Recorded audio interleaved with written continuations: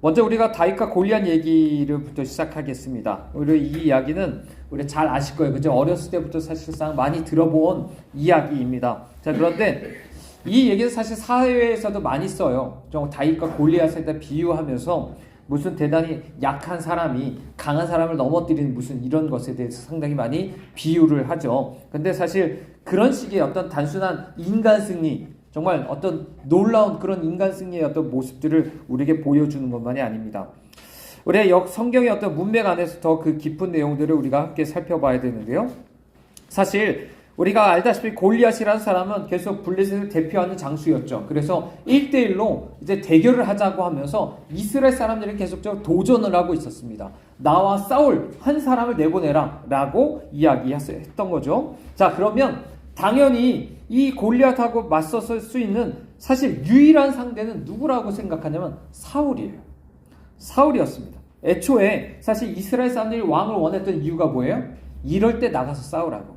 전쟁 때 왕이 나가서 싸우라고 이렇게 이제 왕을 세웠던 것이죠. 백성 앞에서 싸워주기 원하는 거예요. 먼저 나가서 다른 군대를 이끌고 나가고 이렇게 혼자 1대1로 대결할 때 자기가 나서 싸우고 이런 사람을 원했던 거예요. 자, 그런데 하지만 사울왕은 어떻죠? 사실 왕에게서 기대했던 그런 모습들이 전혀 보이지 않는 거예요. 사울은 그렇게 나가지 못했습니다. 오히려 전투 현장에서 보이지 않았어요. 우리는 이런 것들을 보게 되죠. 그래서 골리앗이 이스라엘을 사울의 종이라고 부르면서 막 하나님의 백성들을 조롱을 해도요, 결코 사울은 거기에 나서지 못합니다. 그냥 말 그대로 두려운 존재였다라고 말할 수가 있어요. 왜 그럴까요? 사울은요, 골리앗을 두려워하는 이유는 바로 그의 겉모습 때문입니다. 자, 우리가 알다시피 골리앗은요, 키가 보통 사람의 어떤 2배나 되는 상태였고요. 머리에 어떤 노투구를 썼고, 온몸에 노비늘 갑옷을 이제 입고 있었고요. 또 다리에는 노 각반을 하고 있었고, 어깨에는 노 단창과 손에 최신식 창을 들고 있었다라고 얘기를 하고 있습니다. 대단하죠. 정말 그 모습만 봐도 정말 위축될 수밖에 없는 상황일 겁니다. 정말 말 그대로 거의 정말 더 이상 싸울 수가 없는 그런 상대다라고 볼 수가 있어요. 근데 그래도 우리가 이미 사울 왕을 선택할 때 이미 봤던 것처럼 사울 왕도요, 못지 않습니다. 그래도 이스라엘 중에서는 쉽게 말하면 육신적인 조건을 따지면 가장 잘난 사람인 거예요. 가장 잘난 사람이었어요. 왜요? 가장 키가 컸습니다. 다른 사람보다 적어도 머리 하나 더 컸다고 하니까 예를 들어 우리나라 비유를 들면 우리나라 사람들이 키가 한 173 정도 된다고 치면 사울은 한 190은 된 거죠. 골리앗이 한 3m는 된다 해도 그래도 나름 이스라엘 중에서 제일 키가 큰 사람, 이렇게 말할 수 있었던 사람입니다. 게다가 사울과 요나단만 사실 그때 칼을 들고 있었어요. 다른 사람들은 칼도 없어요. 이스라엘 군대에는. 이 사람은 나름 칼도 있었다라고 얘기를 하고 있습니다. 그래서 쉽게 말하면 이스라엘 중에서 제일 모든 것을 싸울 만한 모든 것을 갖췄다고 생각한 사람이었어요. 그러라고 또 보냈고요. 그렇게 왕을 세웠던 사람입니다. 하지만 정작 그러지 못해요. 정작 그러지 못한다. 쉽게 말하면 우리가 이렇게 생각을 해볼 수가 있는 거예요. 우리가 이미 얘기했지만 이런 육신적인 조건들을 사실상 영적인 조건에서 아무런 그것이 힘이 없어요. 내가 육신적으로 우리 고린도 교회에서도 많이 살펴본 것처럼 내가 무슨 좋은 집안에서 태어났고 내가 뭐 많이 배웠고 무슨 좋은 직장 다니면서 무슨 내가 돈을 많이 벌고 이거 교회 안에서 영적인 전쟁에서 어떤 신앙과 관련해서 아무런 힘이 없어요.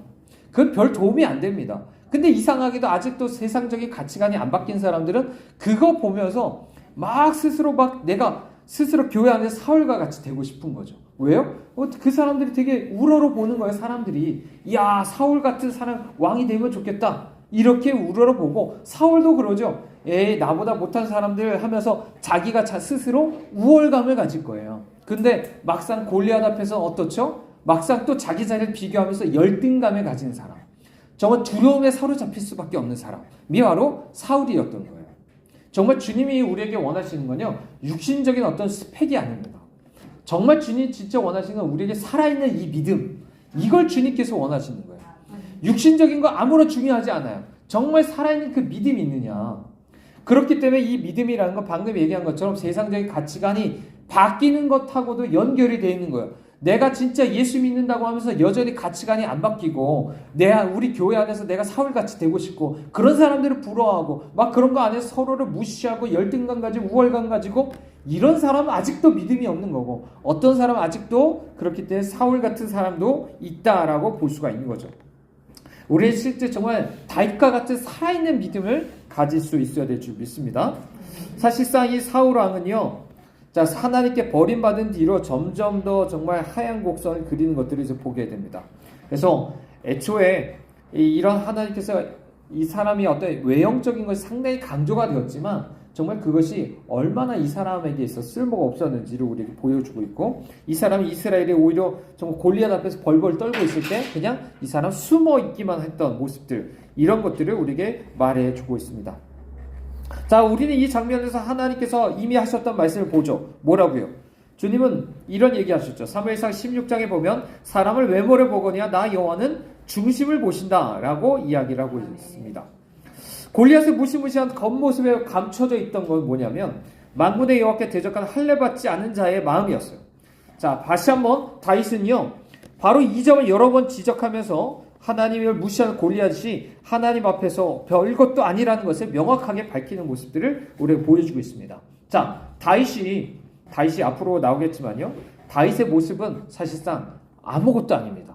육신적으로 봐서는 정말로 정말 흔히 세상적으로 말했을 때 정말 무시할 법한 사람이에요.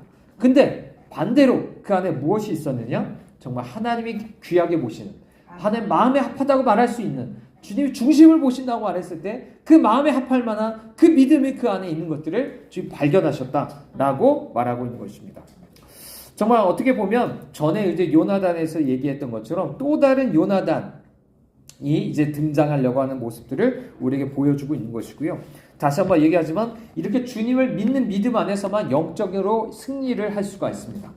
우리가 오해하시면 안 돼요. 예를 들어 영적인 혼적으로 내가 본래 가지고 있는 재능도 있고요. 힘도 있고요. 그런 것들이 있습니다. 그것으로 마치 내가 어떤 사역을 할 때 어떤 열매를 거두었어요. 대단히 많은 사람들이 모였군요. 성장도 이뤘습니다. 그러면 그게 정말 내가 믿음으로 이뤘다고 착각하면 안 돼요. 영적인 것은 내 어떤 혼적인 거나 육적인 것으로 되는 게 아니에요. 이해되시죠? 그러니까 성장이라고 하는 것은 사람들이 자기 힘으로 이뤄낼 수 있어요. 사람들 데리고 올 수 있어요. 이해되세요? 그러니까 여러 목사님들이나 여러분도 마찬가지죠. 여러분도 각자가 가지고 있는 어떤 힘을 가지고서 막 하면 그런 거 할 수 있어요. 근데 우리가 여기서 말하고자 하는 건 그런 게 아닙니다. 여기서 말하는 건 말 그대로 주님에 대한 믿음이에요. 믿음을 가진 사람이 정말 주님이 함께 하시고 주님이 그 사람을 통해서 일하셔서 정말 그 사람을 통해서 말 그대로 많은 정말 영적인 부분에 있어서 원수들을 심판하시고 사람을 구원해가는 그 일을 행할 수가 있는 거예요. 겉으로 보이는 어떤 성장이 아니라 진정한 회심과 부흥이 일어나는 것들. 이런 건 정말 내 마음 깊숙한 곳에 믿음이 있는 사람만 정말 주님이 그렇게 쓰실 수 있는 거예요. 그러므로 우리 안에 이것을 귀하게 여기실 수 있길 바랍니다. 정말 우리의 가치가 바뀌어야 돼. 세상적인 그 어떤 것이 아니라 바로 믿음. 정말 마음으로 믿는 그것을 우리가 귀하게 여기실 수 있길 바랍니다. 자, 이렇게 해서 이제 다윗이라는 사람이 이제 등장을 하게 되죠. 사실상 무시무시한 이제 거인 골리앗은 이제 다윗의 눈에는요, 오히려 사실 하나님과 대적하려는 소인으로 보이는 것처럼 이제 비춰지는 것을 봅니다. 그래서 우리 사무엘상 17장에 보면 이런 얘기하죠. 이 할례받지 않는 블레셋 사람이 누구기에 살아계신 하나님의 군대를 모욕하느냐라고도 얘기를 하고 있습니다. 그러니까 이 사람은 반대죠. 이 믿음이 있기 때문에 자, 사울은 어떻죠? 육신적인 거로 나를 쳐다보는 거야. 나를 쳐다보고 저 사람을 쳐다보니까 너무 커 보여요. 못 싸워요. 근데 믿음을 가진 사람은 육신적으로 전혀 다릅니다. 정말 사울보다 더 작은 사람일 거예요. 무기도 안 갖고 있고요. 그런 다윗이지만 믿음을 가지고 있으니까 오히려 하나님 앞에서 저 사람은 아무리 커도 작다라고 보여지는 거죠. 이게 진짜 다윗의 어떤 관점이었다라고 볼 수가 있는 거죠. 그래서 믿음은 단순히 우리의 관점을 배우는 게 아니에요. 생각의 어떤 방식을 배우는 게 아니에요. 이해되시죠? 그러니까 세상에서 이런 것들 좀 가르치려고 하는 사람들이 있어요. 어떤 믿음의 사고방식, 무슨 적극적인, 긍정적인 사고, 어떤 그런 어떤 관점, 이런 거 갖자고 말하는 사람들이 있는데, 우리가 말하는 건 그게 아닙니다. 말 그대로 우리 마음 깊숙한 곳으로부터 하나님에 대한 어떤 믿음을 가지는 것을 우리가 얘기를 하고 있는 거죠. 자, 이 얘기를 들으니까 사울왕이 뭐라고 하냐면, 자, 17장 34절에 3절에 보면 이런 얘기하죠. 내가 가서 저 블레셋 사람과 싸울 수 없어. 너는 소년이야. 하지만 저 사람 어려서부터 용사야 라고 얘기를 하고 있습니다. 오히려 뭐라고 얘기하는 거예요? 믿음을 꺾어버리려고 하고 있어요. 야, 너는 나보다 키 작잖아. 너 무기도 없잖아. 나도 못하는데 네가 한다고? 하면서 오히려 무시하면서 넌 소년이야 라고 하면서 그 모든 믿음도 꺾어버리고 하면서 너도 싸우지 마. 넌 나갈 수 없어 라고 하면서 오히려 그것을 막아버리려고 하는 사람이 있어요. 자, 이게 우리가 계속 얘기하는 것처럼 육신적으로 행한 사람이요, 영적인 사람을 박해하기 마련입니다. 이해되세요? 이제 사울이 마찬가지인 거예요. 내가 계속 육적인 걸 나 쳐다보고 다른 사람만 쳐다보는 사람들이 많잖아요. 이런 사람들이 오직 하나님만 바라보는 사람한테 너 미쳤어? 네 하나님만 바라봐? 야, 네 좀 바라봐. 너 좀 보고 저 사람도 봐봐. 야, 너네 교회 좀 봐봐. 니네 교회 좀 봐보고 세상 좀 봐봐. 야, 니네 교회가 뭐 할 수 있어? 네 자신 봐봐. 네가 뭐 할 수 있어? 라고 하는 사람들이 오히려 뭐라고 하는 거야? 영적인 사람들한테, 진짜 믿음을 가지고 나가려고 하는 사람한테 꺾어버리는 거야. 그 믿음을 낙심하게 만들고, 야, 할 수 없어. 너네 교회 못해. 더 이상 그거 하지 마. 시도하지도 마. 너 그거 하지도 마. 너 미친 거야? 광신도야? 이렇게 얘기하는 것들이 많다라고 우리에게 말할 수가 있는 거죠. 이런 말을 들을 때 우리 거짓에 속아 넘어가면 안 되는 거예요. 자, 이럴 때 사울의 말은 어떻게 하는 거예요? 말 그대로 자기랑 자기의 똑같은 불신을 나타낼 뿐인 거예요. 육신적인 것만 보여주는 거예요. 사람만 바라보게 만드는 거예요. 하지만 다윗에게는 어떻죠? 사울에게는 없는 중요한 한 가지가 있습니다. 뭐냐면 하나님이 함께 계신다는 것과 그것에 대한 믿음이 있는 거예요. 자, 계속 우리가 말씀드리지만요, 성경에 나오는 수없이 많은 사람들의 특징은 한 가지예요. 내가 싸운다는 게 아니에요. 그죠? 계속 모세 때부터 여호수아, 엘리야, 엘리사, 수없이 많은 사람들을 얘기할 때, 야, 네가 잘났으니까 가서 싸워라, 얘기한 적이 없어요. 너는 그냥 내 말만 들으면 돼. 그럼 내가 함께 할 거야. 그럼 내가 알아서 그 일들이 다 할 거야 라고 하는 거지. 너 앞으로 내가 너 쓸 테니까 네가 잘 갈고 닦아봐라. 너 여러 가지 이것 좀 배우고 너 이것 좀 갖춰봐라. 그럼 내가 너 쓸게 라고 하신 적이 없어요. 그냥 너가 지금 있는 대로 너는 순종만 하면 돼. 난 너와 함께 할 거야 라고만 얘기하세요. 그렇기 때문에 우리 계속 그걸 바라보셔야 돼요. 계속 수없이 많은 사람들이 교회 다니면서도 계속 이런 거에 우리가 익숙해 있어요. 내가 뭔가 하려고 하는 거. 사실상 교회 안에서 영적인 일은 정말 나에게 있어서 아무것도 안 돼요. 생각해 보십시오. 저도 목사지만 목사로서 어떤 성도를 내가 구원한다고 해보십시오. 그리고 그 사람이 정말로 성장하게 하는 그것을 내가 열낸다고 되나요? 안 돼요. 내가 무슨 수없이 많은 지식을 갖고 있다고 되나요? 아니요. 그 앞에 여러 가지 설득적인 것들 내가 여러 가지 전략적으로 설득하고 한다고 해서 되나요? 안 돼요. 그냥 그 사람을 그냥 어떤 겉으로만 그 사람 어떻게 좀 변화된 것처럼 보이게 만들 수 있어도 진짜 영적으로 뭔가 이뤄낼 수 없어요. 사람은 불가능합니다. 하나님이 하셔야 되는 거예요. 그래서 정말 우리에게 중요한 건 믿음인 거예요. 주님이 나를 구원하실 때도 믿음이었지만 남을 구원하실 때도 그렇고요. 모든 건 오직 믿음이다. 그렇기 때문에 오직 주님을 바라보는 것이 상당히 중요하다라고 말하는 거죠. 결국에 사울은요, 다윗한테 이런 얘기를 합니다. 자, 37절에 보면 가라, 여호와께서 너와 함께 계시를 원한다 라고 얘기하는데, 이 얘기는 믿음이 없는 사람이 그냥 인사치레로 하는 말이에요. 인사치레로 주님의 은혜예요, 주님이 함께 하실 거예요, 얼마나 이런 거 많이 말해요. 사람들이 자기는 믿지도 않으면서 사람들한테 그런 얘기하는 거예요. 지금 마치 사울도 그렇게 하고 있는 겁니다. 아이러니하게도 이미 여호와의 영은 사울에게서 떠나서 다윗과 함께하고 있습니다. 사울은 어떻죠? 오히려 귀신이 들리죠. 미친 사람이 점점 더 돼가고 있고, 다윗이 오히려 여기서 이제 다윗에게로 옮겨져서 그를 기름 부음 받고 계속 하나님 함께하신 것들을 우리는 보게 됩니다. 그리고 나서 사울은 어떻게 하냐면 왕으로서 자기의 할 일을 다윗에게 내가 맡기겠다. 너가 이제 왕이니까 네가 대신 나가서 싸워. 라고 마치 하는 것처럼 자기의 갑옷을 이제 입히려고 하는 것들을 이제 보게 됩니다. 자, 이 사람 지금 행하는 것들을 보십시오. 말 그대로 겉모양만 있지요. 정말 왕으로서 자기의 직무를 또 아무것도 안 하고 있어요. 지난번에 봤었던 엘리도 제사장으로 또 아무것도 안 하고 있지만 왕은 지금 왕으로서 뭐 하는 거예요? 왕으로서 할 일도 안 하면서 이런 것들이 지금 최초에 어떻게 보면 부패하는 것들의 가장 특징이에요. 왕으로서 할 일도 안 하면서 나중에 그 뭐 할까요?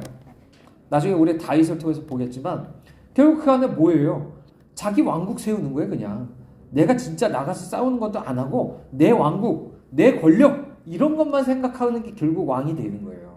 그러니까 우리는 둘 중에 하나입니다. 사울과 같이 이제 살아가다 보면 사울 같은 사람이 항상 그 안에 기본적으로 아담의 본성이 있다고 했잖아요. 그죠? 자, 그런 사람은 항상 어때요?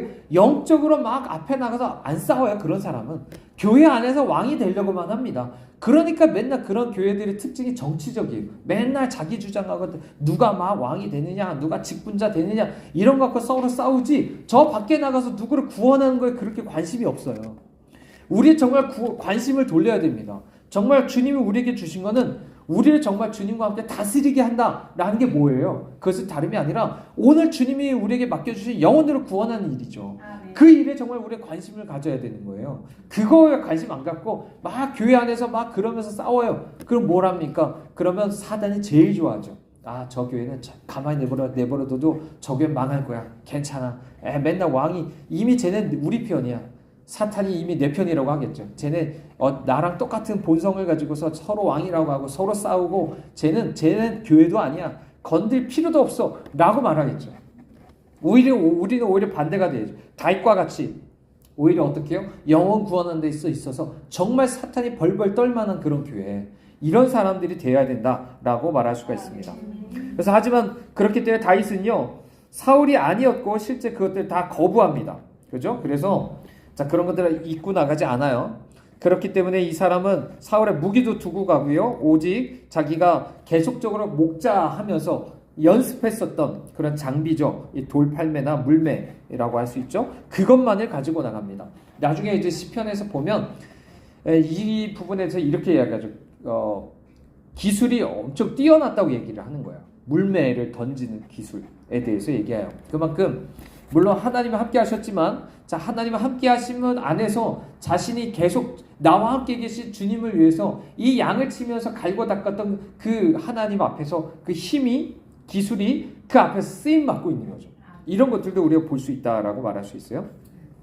자, 그리고 나서 그랬더니 골리앗이 외치죠. 너가 나를 개로 여기고 막대기를 가지고 내게 나왔느냐라고 얘기를 하고 있습니다. 자, 실제 골리앗이 그렇게 얘기했는지 모르지만 이것을 부지 중에 자기도 모르게요. 자기를 짐승에 비유하고 있는 거고 사실은 하나님이 보시기에도 그러했을 것이다 라고 우리가 볼 수가 있어요. 그래서 고대 우리 가장 효과적이고 정확한 무기 중에 하나가 바로 이 물매이었다라는 것들을 우리가 살펴볼 수가 있습니다. 하지만 더 중요한 무기가 뭐라고요? 하나님이 함께 하시는 거예요. 믿음이었고 그것을 위한 기도였다. 라는 것들을 우리가 늘 생각하셔야 됩니다. 특별히 하나님에 대해서 이름 중에 여러 가지 중에 만군의 하나님이라는 것이 있어요. 그게 뭐냐면 군대 하나님이라는 거죠. 군대. 그죠? 그러면 하나님의 말 그대로 사령관 되주시고 모든 천사가 정말 군대가 되어서 나를 위해서 싸운다는 거예요. 나와 함께 싸운다는 걸 얘기해 주는 거죠. 그렇기 때문에 자, 그런 이름 앞에서 우리는 확신을 가질 수 있는 거예요. 내가 정말 주님 앞에 이런 믿음을 가지고 있다면, 주님 나와 함께 하신다면, 우리는 정말 엘리야가 그러잖아요. 정말 눈을 들어서 우리와 함께 있는 군대를 보게 해달라고 하잖아요. 그렇죠? 저 군대보다, 저 적들보다 더 많은 하나님의 군대를 보게 하라고 하잖아요. 그런 것처럼 우린 그것을 바라볼 수 있어야 된다라고 우리에게 할 수가 있습니다. 승리는 여호와께서 주시는 것이라는 것을 다시 한번 우리는 기억을 하셔야 돼요. 자, 이렇게 해서 막상 싸움을 하니까 아주 싱겁게 끝나죠. 그죠? 바로 물매 맞고 쓰러지고 칼로 베어서 끝. 그 대단해 보이는 거인이 한순간에 넘어진 걸 봅니다. 어떤 인간적으로 보면 어떻게 생각할까? 인간적으로 보면 골리앗, 야, 크니까 엄청나게 오래 걸릴 거라고 생각해요. 그죠? 하지만 하나님이 하시면 한순간에 그 모든 것이 쓰러진다라고 할 수 있어요. 마치 전에 블레셋의 다곤 신상이 엎드려졌던 것처럼 똑같이 그렇게 넘어지는 것들을 우리가 보게 되는 것입니다. 하나님의 모욕한 대가로 그렇게 패배하는 것들을 우리가 다시 한번 보게 되는 것이죠. 자, 이렇게 하나님께서 다시 한번 다윗이라는 사람을 통해서 이렇게 역사하는 걸 보고요. 우리에게도 마찬가지입니다. 마태복음 28장 맨 마지막에 주님이 21절에 뭐라고 하죠? 세상 끝날까지 내가 너와 함께 한다는 건 바로 그 의미인 거예요. 우리를 부르시면서 우리를 보내시면서 하시는 말씀인 거예요. 너 전도하기 위해서 뭐가 필요하다고 생각하니? 너 전도하기 위해서 네가 무슨 다른 사람들처럼 뭐 세상적으로 네가 잘나고 무슨 뭔가 훈련을 받아야 된다고 생각하니? 아니야. 너 나와 함께 한다고 하는 이 하나님에 대한 믿음만 있으면 돼. 라고 하는 것과 똑같은 의미인 거예요. 그것을 우리가 믿음으로 나가실 수 있어야 됩니다. 자, 이후에 이제 다윗은요, 오랜 시간을 거치면서 이스라엘 전체를 다스리는 왕이 됩니다. 그래서, 자, 어느 날 이제 그는 심지어 이제 예루살렘에다가 성전을 짓고 싶은 마음을 가지게 되는데, 이 소망은 자, 신명기 12장에서 하나님 말씀하신 것과 관련이 있어요. 왜냐면 이 성전을 건축한다는 의미는 이런 거거든요. 뭐냐면 하나님이 이스라엘 안에 안식을 주신다는 거예요. 그리고 이 땅에서 하나님의 왕되심을 드러내신다. 이런 의미로 이제 건축이 되는 것이죠. 그러니까 지금 이제 다윗이 자기가 왕궁에서 이미 편안히 살고 있거든요. 그리고 하나님께서 이미 원수에게서 이미 지켜주고 계신 거예요. 그렇기 때문에 자기도 편안히 살고 있는 거고, 이게 앞서 말한 신명기 12장에서 얘기한 것처럼 안식과 평안을 누리고 있는 거예요. 그러니까 이제 때가 됐구나 라고 생각을 하는 거죠. 자, 다시 한번 말씀드리지만 성전은 언제라고요? 앞서 얘기한 것 사사기부터 시작해서 사무엘상까지 무슨 일이 있었어요? 계속적으로 평안이 없었어요. 안식이 없었어요. 왜요? 계속 우상 숭배하느라 계속적으로 많은 사람들한테 괴롭힘 당했거든요. 진정한 평안이 없었어요. 그때는 성전을 지을 수가 없는 거예요. 근데 이제는 어때요? 다윗을 통해서 하나님께서 모든 적들을 물리치게 하시고, 이제는 하나님만 섬기는 그 신앙이 정말 회복되게 하셔서 이제 진짜 하나님 앞에 성전이 세워도 되는 어떤 시기가 됐다라는 것들을 우리에게 보여주는 거죠. 그러므로 성전된 교회라는 건요, 정말로 중요한 겁니다. 여러분 자신도 마찬가지고요. 여러분 성전됐다는 건 이런 단계들을 통해서 보십시오. 그러면 여러분은 먼저 뭐가 필요한 거예요? 진정한 회개가 필요한 거예요. 진짜 회개해서 우상으로부터 돌이키고 그 모든 것에서 내가 떠나가지고 참된 하나님의 나라, 로마서 14장에서 얘기하는 것처럼 의와 평화와 기쁨이 내 안에 진짜 누려진 사람이, 그런 사람 보고서 너는 이제 주님의 전이 됐다, 성령이 전이 되었다라고 말할 수 있겠죠. 그렇지 않다면 이미 어때요? 내 안에 이미 막 여러 가지 번민이 많은 거예요. 내 안에 있는 죄라든지 겉에서 짓누르는 수없이 많은 시험이 닥쳐올 때마다 맨날 내 안에 번민이 하는 거예요. 불안하고 맨날 슬프고 이런 모습이 있다면 사실상 하나님의 성전하고는 아직은 거리가 먼 모습일 수 있다라는 것들을 우리에게 말해주고 있는 겁니다. 자, 그런데 예배를 위해서 이렇게 성전 건축한다는 건 다윗이 왕이라고 해서 정할 일이 아니었어요. 왜냐하면 그것 자체도 하나님께서 택하신 장소에서 하나님이 하실 일입니다. 자, 그래서 오히려 하나님께서는 오히려 원대한 계획이 담긴 언약을 이제 다윗과 맺으시는 것들을 보게 되는데요. 자, 우리 앞서 얘기했던 것처럼요. 자, 다윗이 여호와를 위해서 집을 짓는다고 했죠. 그 마음은 정말 귀한 것입니다. 그죠? 그리고 하나님께서 그것을 물론 받으셨다고 믿어요. 정말 하나님의 성전에 대한 그런 마음도 결국에 그 하나님의 솔로몬 안에서 그것을 허락하시는 것들을 보게 되죠. 하지만 하나님께서 더 감사한 건 뭐냐면 오히려 다윗의 집을 세우시겠다고 얘기하는 거예요. 다윗의 가문을 세우시겠다라고 얘기하면서 다윗의 왕위가 영원히 견고하게 할 것이다 라고 하는 이 다윗의 언약이라고 보통 말하는 이런 언약을 세우시는 거죠. 그러니까 우리가 은혜 언약이라고 말하는 것 지난번에 한 번 말씀드렸죠. 아브라함의 언약이랑 다윗의 언약이 은혜의 성격이 강해요.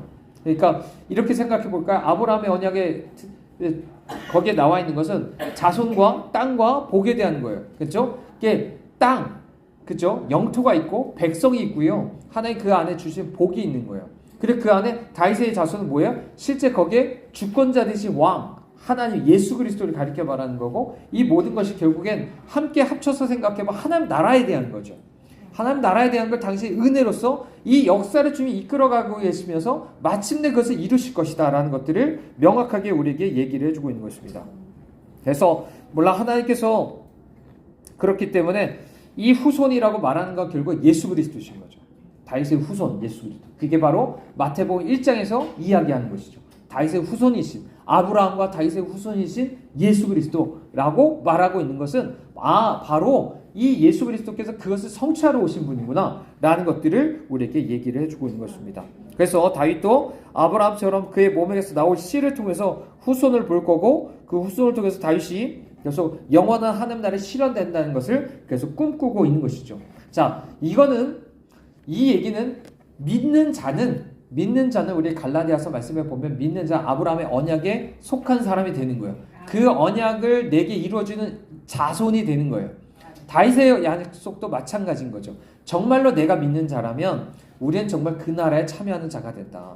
하나님 나라의 유업을 받고 하나님 나라는 그 유업을 받고 내가 그 자손이 되고 그 영적인 복을 받고 예수 그리스도와 함께 다스리는 그런 어떤 사람이 될 것이다 라는 것들을 우리에게 얘기를 해주고 있습니다. 하지만 여기에도 어느 정도 조건적인 게 있습니다. 은혜적인 면이 있지만 적어도 행위 언약적인 부분이 좀 있어요. 그래서 오직 하나님의 법대로 순종하는 이들만 언약 관계의 축복을 누릴 수 있다는 거죠. 그렇기 때문에 이 얘기는 우리가 열왕기 상하에서도 봤던 것처럼 결국에 예수 그리스도가 필요한 거야. 결국에 모든 왕들이 다 실패했거든요. 유다 왕조차도 다 실패했거든요. 물론 마지막에 그 왕이 이제 회복되는 것들을 봤지만 결국에 그 안에서 그 모든 것을 예수 그리스도를 바라보게 만드는 것이다 라고 말할 수가 있습니다. 하지만 그래서 주님 얘기하죠. 만일 그가 죄를 범하면 징계를 받을 것이다. 하지만 그것은 뭐죠? 하나님이 사랑과 자비로서 행하는 징계다라는 것을 얘기합니다. 우리가 앞서 봤었던 사울은 어떠냐면 하나님이 이런 언약을 안 맺었어요. 그렇기 때문에 그 사람이 범죄하면요 더 이상 회복되지 않습니다. 그냥 망하는 거예요. 그냥 버려지는 거예요. 자, 그런데 주님 앞에서 정말로 내가 언약을 맺은 사람은 주님이 징계하십니다. 히브리서에서도 얘기하는 것처럼 사랑하시기 때문에 그 사람을 징계하시는 것이죠. 이것을 이제 언약적인 사랑이다라고 말할 수가 있고 그 안에서 그렇기 때문에 때로는 어떤 사람이 실패할 수가 있어요. 실패할 수가 있지만 하나님께서 때로는 이 한 사람이 실패할지라도 하나님 또 다른 사람들을 세우셔서 마침내 이 언약을 계속적으로 이뤄가시는 것들을 보게 되는 거고 계속적으로 우리가 때로는 솔로몬 같은 경우도 그렇고요. 때로는 이렇게 실패하는 것들을 우리가 보잖아요. 하지만 하나님께서 완전히 버리지 않으신다. 그 후손 안에서 계속적으로 나오게 하시는 이 모습들을 우리는 보게 됩니다. 그래서 그 집으로 세우신 그의 나라는 그렇기 때문에 이런 언약에 기초한 것이다 라는 것들을 우리가 볼 수가 있고 다시 한번 그렇기 때문에 우리의 믿음은 좀 언약적으로 좀 생각을 해봐야 되는 거예요. 그냥 믿는다는 것은 내가 여러 가지 내가 예수님께서 나를 위해서 죽으시고 부활하셨다는 것을 단순히 지적으로 동의하는 것 이상으로 언약을 맺는 것이다. 언약을 맺는 것이고 실제 내가 이런 것을 동참할 수 있는 사람이 되어야 된다라는 것을 다시 한번 기억하시기를 바랍니다. 자, 이런 모든 것에 대해서 다윗은 결국 감사의 고백을 쏟아내죠. 그래서 하나님이 이런 어떤 위대하심 앞에서 하나님이 주신 종이란 칭호를 받아들이면서 진정한 왕인 하나님 앞에 복종하겠다고 얘기를 합니다. 그리고 나서 성전이 지어질 장소나 언제 이루어질지 이런 것들은 결국 하나님 앞에 맡기는 것들을 보게 되죠. 자, 이런 것들이 아까 좋습니다. 하지만 앞으로 이어질 얘기가 사실상 지금까지는 상당히 달라진다는 것을 보게 되는 거예요. 그래서 사무엘 8장, 10장 말씀 같은 경우는 상당히 다윗이 공적을 취하는 얘기가 나옵니다. 내가 이런 거 이뤄냈어. 이런 것들을 얘기를 하고 있는 거죠. 그래서 그 승리에 초점을 맞추면서 뭔가 하나님이 사라져가는 듯한 불길한 전조를 보여주죠. 그러니까 다윗도 점점 더 우리가 비록 하나님께서 다윗이라는 인물을 주님께서 정말 처음에 마음에 합한 자라고 하고서 주님께서 그렇게 세우셨지만 이 다윗이라는 사람조차도 얼마나 연약한지 이런 것들을 우리가 보게 되는 거죠. 결국에는 이런 거죠. 우리가 조금이라도 내가 영광을 취하는 거 있잖아. 사울이랑 어느덧 비슷해져서 내가 행한 거. 야, 내가 교회에서 이런 거 했어. 내가 개척해서 내가 몇십 년 동안 이 교회에 있으면서 내가 뭐 했는지 알아? 이런 거 내세우기 시작하면서 점점 더 그 사람이 이제 타락해 간다는 걸 보여주는 거죠. 그런 것들이 있을 수 있다라는 걸 말할 수가 있고 자, 그렇기 때문에 우리에게 다시 한번 우리가 다윗에 대해서 다시 한번 이렇게 다르게 보는 것들이 생기게 되는데요.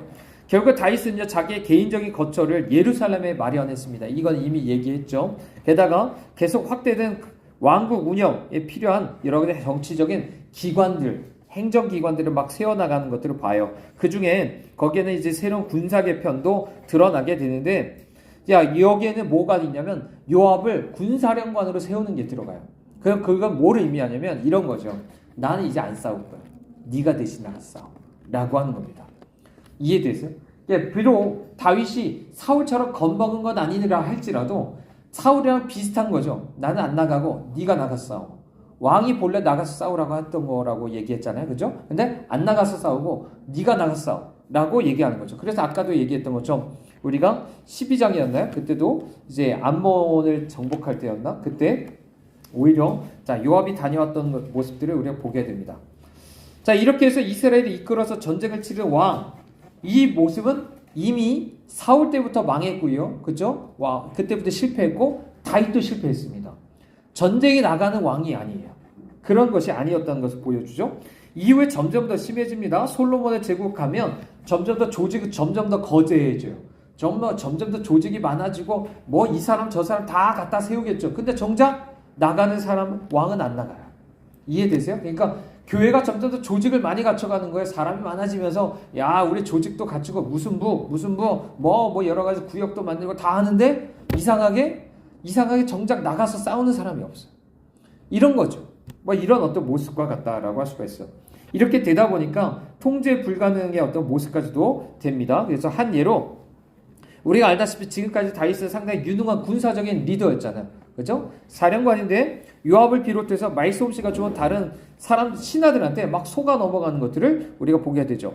근데 그래서 하나님의 백성을 섬기려는 큰 목적은 없어지고요.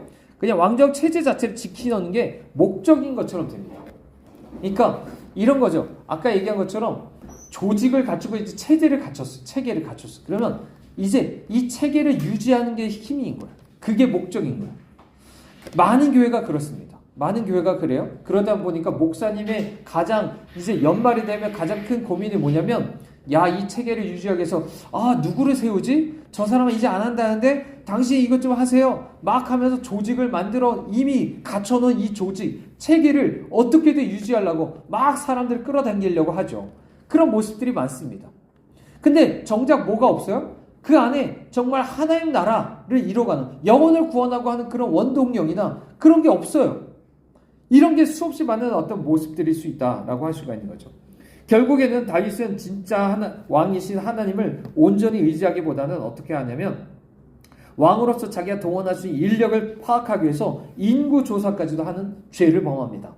그 얘기는 이런 거죠. 원래 인구 조사하는 것 자체가 하나님께서 그것들을 이제 어떻게 그런 것들에 대해서 죄라고 얘기하신 부분들이 있는데 그걸 감당하는 거죠. 그러니까 교회 안에서도 이런 거죠. 오늘 예배 드린 사람 몇 명이나 될지, 우리 교회 숫자가 얼마나 되지? 이러면서 계속적으로 인구를 따지는 거예요. 오늘 그런 것을 따지면서 계속적으로 내가 하나님 의지하기보다는 내가 가지고 있는 이 숫자, 우리 교회가 얼마나 되는지 이런 것에 대해서 의지하는 사람들이 되는 거예요. 하지만 하나님은 이런 죄조차도 하나님의 큰 목적을 위해서 사용하시는 것들을 우리가 보게 됩니다. 그래서 결국에는 이것 때문에 전염병이 터지게 되는데요. 아라우나라는 타작마당에서 이제 제사를 드리게 되죠. 이 타작마당이요, 결국 나중에 어떻게 되냐면 이곳에 성전을 세우게 하세요. 이곳에, 그리고 사실 전으로 더 거슬러 올라가면 아브라함이 이곳에서 이삭을 바쳤던 곳이에요. 이곳이 하나님께서 영원 전부터 계획하셨던 곳이죠. 그래서 갈보리 언덕 가까이 있는 이 미래 성전터에서 드려진 이 제사로 하나님의 진노가 거두어지게 되고요. 그래서 모든 이제 죽음의 형벌이 멈춰지게 되죠. 그러니까 이 얘기는 이런 거죠. 반대로 말하면 오늘날 교회가 또다시 이렇게 타락해 가는데 근데도 하나님은 예수님을 통해서 우리에게 은혜 베푸신다. 주님 앞에 회개하고 나가면 그래도 이 모든 죄를 주님께서 속하신다. 라는 것들을 다시 한번 우리에게 떠올려 주게 되는 것입니다. 자, 우리 마지막 우리 다윗에 대해서 우리 정리를 해보겠습니다. 정말 다윗은 우리가 그동안 배웠던 것처럼 하나님하고 정말 함께하는 사람이었습니다. 믿음의 사람이었어요. 그죠? 그리고 많은 어쩌면 환난에 겪었던 사람들에 대해서 돌아보고 하는 사람이었고, 자기가 죄 지적을 받았을 때 정말 사울하고 달리 회개하는 사람이긴 했어요. 그죠? 그리고 정말 성전에 대해서 정말 세우려고 하는 사람도 성전을 세우려고 하는 그런 깊은 하나님에 대한 경외감도 있었던 사람이었다라고 할 수가 있습니다. 하지만 우리가 지금까지 후반부에서 본 것처럼 그냥 다윗을 좋게만 볼 수 있는 것은 아니다라는 것도 우리는 생각할 수 있어야 됩니다. 자, 이미 하나님의 진노 아래에 있는 이 다윗에 대해서 얘기하는 게 14장을 얘기해요. 그러니까 앞에 하나님 축복 아래에 있는 다윗에 대해서 10장밖에 얘기를 안 해요. 그러니까 쉽게 말하면 죄를 짓고 타락하고 진노 가운데 있는 다윗에 대한 얘기가 더 많다는 거예요. 그러면 이 성경을 쓰면서 그 저자는 여기에 더 관심이 있었다라고까지도 말할 수가 있겠죠. 그래서 우리는 무엇보다도 이런 것들을 생각을 해볼 수가 있죠. 분명히 자기가 원하는 걸 쟁취하기 위해서 권력을 남용했었던 것들. 그죠? 그래서 일말의 죄책감도 없이 정말 목욕하는 그런 여인을 취하죠. 그리고 그 우리아를 죽이는 모습들도 보게 되고요. 어떤 죄책감도 없이 그 우리아가 죽자마자 그 여자를 데리고 오는 모습도 볼 수가 있고, 정말 선지자가 지적하기 전까지는 그거를 양심의 가책도 없고 회개가 없었다라고까지도 말할 수도 있는 거예요. 그걸 철저히 숨기고 이 신하들에게도 다 입을 닫게 했겠죠. 이런 모습도 우리가 볼 수 있습니다. 심지어 아까 얘기한 암몬 성읍을 차지하고 나서는 가나안 성을 차지한 다음에 그 왕들이 행한 것처럼 엄청나게 잔인한 모습들, 이런 모습들도 우리가 볼 수가 있었고, 많은 무고한 사람들의 피를 흘리게 했던 요압에 대해서 정당한 심판도 나중에 솔로몬에게서 그것을 심판하라고 하는 모습들까지도 우리가 보게 된 것입니다. 그렇기 때문에 다윗이 어떤 사람인가라고 말하는 것은 우리가 너무나 그냥 낙관적으로만 바라볼 것이 아니라는 거죠. 지금 얘기한 것처럼 상당히 나중에 가면 이 사람도 상당히 타락했다라는 걸 보여주고 있는 거죠. 그것은 결국 이런 거죠. 정말 선한 왕, 그리고 그들의 기준이라고 말할 법한 이 다윗 왕이라는 사람조차도 얼마나 연약한가. 우리 그렇기 때문에 한 번은 이상이 조금 깨져야 돼요. 환상이 깨져야 돼요. 가끔 우리는 환상을 갖습니다. 사람에 대한 환상을 저 사람은 다 모든 게 선할 거야. 저 사람은 절대로 저런 일을 안 저지를 거야. 이렇게 환상을 가질 수가 있어요. 물론 반대로 어떤 사람 반대로 너무나 불신을 가진 사람도 있어요. 뭐든지 저 사람은 아무것도 선한 것이 없는 것처럼 뭐든지 다 악마화하면서 그럴 수도 있어요. 이것도 잘못된 거죠. 하지만 적어도 우리가 바라봐야 될 거는 어쨌든 우리의 소망은 오직 예수 그리스도밖에 없다 라는 것을 바라봐야 됩니다. 예수님만이 정말 더 이상 어떤 타락하거나 그러지 않고 영원히 당시의 그 백성들을 정말 세우실 수 있는 분이다 라는 것들을 우리가 기억해야 됩니다. 모든 사람이 죄인인 거죠. 모든 사람이 죄인이고 모든 사람이 육신을 가지고 있다라는 것을 우리가 기억하시길 바라고, 오직 주님만이 우리의 소망 되신다라는 것들을 우리가 생각하실 수 있기를 바랍니다.